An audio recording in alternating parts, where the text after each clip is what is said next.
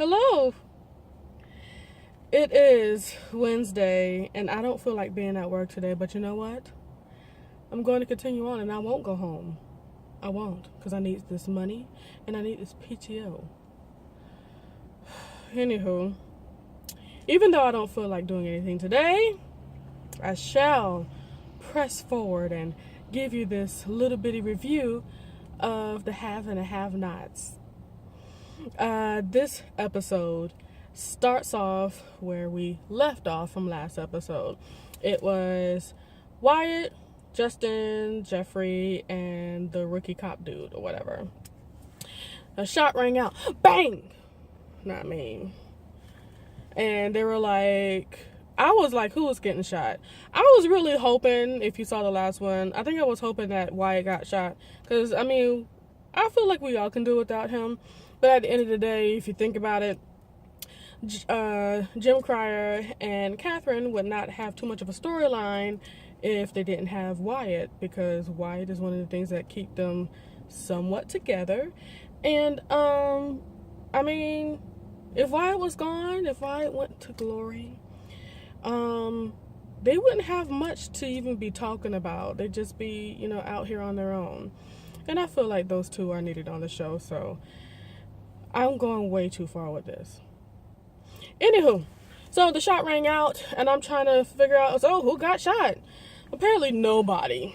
It looked like the rookie cop was trying to shoot Jeffrey, and that didn't happen. Why didn't we address what happened? Why didn't Justin say, were you hit? Oh, no. Like, he automatically knew that he wasn't hit. That didn't make any sense to me.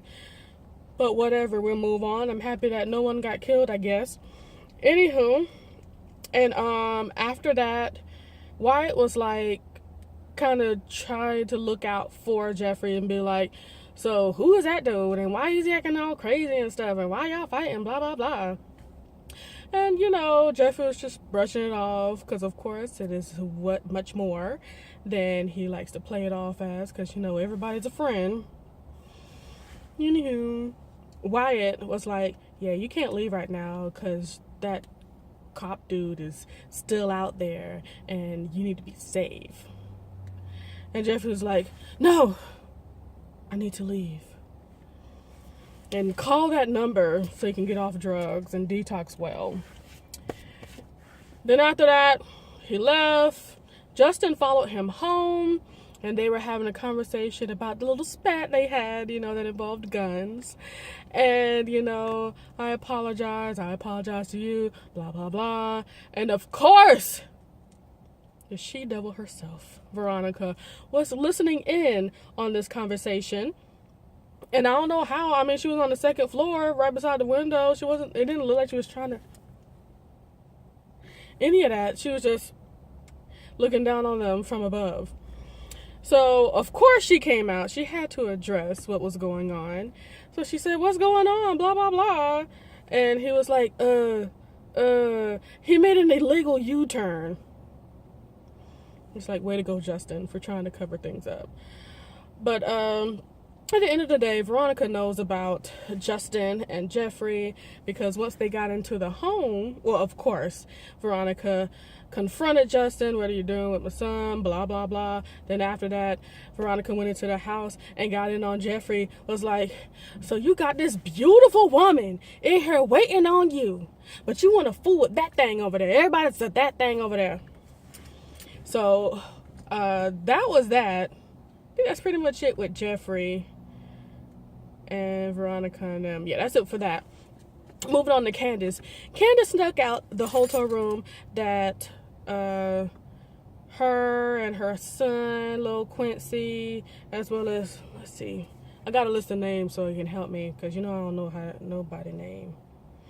Hannah and Benny, all of them were staying there. Of course, Hannah was still gone because she was out trying to save her daughter from being killed by war.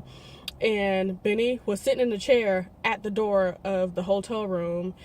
Quincy was asleep. She kissed Quincy, opened the window, got out the window.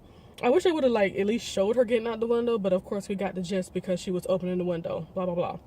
So, she went over to the hotel that Erica was at, and she called Erica. Of course, by this time, Erica and David Harrington, they're about to have hot relations, okay? And let me just quickly touch on that. I guess David was really horny, and he said it's time to get it in. You're a beautiful woman, so we're gonna do it. We're gonna do it all night long. And he was so I don't know how to describe it. He was like regal and professional and stuff, but he was saying really nasty stuff, and that made me feel odd. I don't know how to emote those. I don't know how to say what I was thinking or feeling. Maybe I feel a way about David. I don't know. Anywho, David went downtown to help out Erica while she was on the phone. So Erica was all moaning and stuff, you know what I'm saying? I'm trying to stay on the phone. I'm sure all of y'all done that, try to be on the phone while having sexual relations with someone. But anywho, she said she needed that dress. Erica, no, not Erica. Candice said she needed that dress from Erica, as well as hair. I need this money because, I guess that's what I need, being that, I'm on the run. And so she went ahead and got that stuff for Candice. Just met her outside of the door, went back in, got things started back up with David, and of course David got a phone call himself. It was Jim asking him for the phone number for Oscar and tell Oscar that I'm about to call him, because Jim wants to get all the money back from Wyatt that was released to him by Miss Jennifer. May she rest in peace. And that's about it with that. But going back to Candice, so she got this dress, this really nice dress with a nice little bustier showing and everything. She looked real nice, like it must be. I'm sure she had her baby already by then. Anywho, so she was out there, downstairs, and Oscar tried to talk to her, pretty much told her, he's right there. You got to go talk to him right now. Blah, blah, blah, blah, blah. He only has a few days without any security. Blah, blah, blah, blah, blah. And Candice went straight to the bar. The bartender was actually one of the people that she used to pull tricks with, you know what I'm saying? So he was one of the homies, know what I mean? And she was talking to him, blah, blah, blah. Basically, that's when we realized she ain't had no money. She really ain't had it down to her name. And he was like, well, do you want to put anything on the tab? He's like, no, can't start a tab right now. No money and all. And she wanted just to get a drink. Could you just give me something? He was like, no, my manager's looking, you know what I'm saying? We all like to keep our jobs. So she went over to Obama Jr. I forget his name. Is it Charles or something like that? Charles Jr.? We're just calling him Obama Jr. like Ashley Miller. So Obama Jr., he was over there drinking his whiskey, chilling or whatever. Candice got him another one from the bar because he apparently thought that she was just a waitress or something like that. Then she went ahead and sat down. Little conversation ensues, and he basically starts to talk as if she is a prostitute. Of course, when you're trying to pull a stunt, okay, you can't let people think that you're a prostitute. So she walked away in a little bit of a huff, like, good night. And Oscar came up to her and, he gave her a room key. Basically, he had all of this planned out. And I'm thinking okay, so Candice, it looks like Candice was planning on doing this all along. Maybe she just doesn't like Oscar, because she knew she needed some hair. She knew she needed a dress. She said a dress, not just a bunch of clothes. She said, I need a dress and I need some hair. I think she was planning on going along with the whole stunt all along. Well, not all along, but I believe she thought about it. She knows she ain't got nothing. There's no money. Okay? She needs to get some money from somewhere. And of course, the mark, See, I'm so hood, right? The mark is Obama Jr. Of course you got to get in on that, right? Anywho. So, they went ahead. Wait, hold on. Where did I stop? Oh, yes, Oscar and Candice at the bar. Oscar gave her the room key and, you know, just go upstairs, blah, blah, blah. And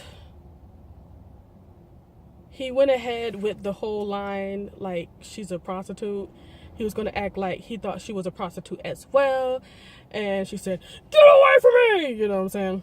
He went upstairs. Obama Jr. followed her upstairs. Now, I mean, what else? And he said, well, Oscar did tell her at the bar that no, he ain't said it at the bar. She went into the room, looked into the room. She caught like 3 or 4 3 microphones or whatever and the camera. She snatched all of those and put them in the toilet, flushed them. I said, all right, I like this. Know what I mean? And then she even closed the laptop that was open on the bed. And she got a phone call. Of course, it was Oscar telling her the rest of the story that she needed to know before she so abruptly left. And he was like, "You're a law student. Know what I mean? You're on your last year. You're studying. That's why all the books are all around over there. And also,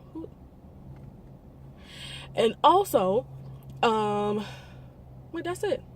That's it. He also said, get off the phone. Like, you've been arguing with me or whatever." And she said, "And don't call me again." And then she got off the phone. And then, like, literally, like, 2 seconds later, Barack Obama Jr. is knocking at her door. Like, they're really playing with people's emotions here. It's not nice. So they decided to raid his minibar because she has no money. Well, yeah, that's not even a quotable thing. She has no money. And also, you know, they were talking about maybe we should raid your bar. I was like, no, I ain't got no money to be doing that. You know, I spent all my money on this suite, you know, because me and my boyfriend, we were supposed to have a nice weekend together. It's like, that Candice, she's a liar. She's a good one. And they went ahead to Obama Jr.'s suite, and they started the process of, you know, raiding that food. No, raiding the minibar. Okay, I think that's pretty much it. And rule of thumb, don't raid your minibar, especially if you have to pay for it and right afterwards, because those M&Ms could be $3.45. Every drink that you have over there, that little mini bottle, yeah, that could be $10 each. Don't do that. But is that it? I hope I covered everything. We talked about Jeffrey and Wyatt. Oh, here's the last. Now this really disturbed me. When Catherine was upstairs with a masseuse, and she was trying to like get him to be in a whole like relationship or trying to have sexual relations, as Jim was right behind her. I thought that I felt so uncomfortable. I didn't like that. It was like, ma'am, you're a little bit too grown. And of course, I felt even more uncomfortable looking at the face of that nice little young man that was, you know, being propositioned to have a sugar mama. I don't like that. Catherine has truly lost it. I hope she finds it very soon, in Jesus' name. Anywho, I really appreciate y'all watching. If you like what I'm doing here, go ahead and share. Would that be over here? No, that wouldn't be sharing. Anyway, I want you to share. Please like it down in this region, like this video, of course. And then what I would also like you to do is subscribe right in here. And then I would like for you to look at some of the other stuff that I'm doing right in this region over here. Let me know if you have any comments. Like, comment, you know what I'm saying? Let me know how you feel. Tell me what you thought about Veronica and about Catherine and how she's losing it. And Candice, I hope she's really coming back into form. I really, really hope that she is, because I miss her. I miss her being on top. She's been losing for too long, y'all. Anywho, y'all have a lovely day. Make it miraculous and marvelous.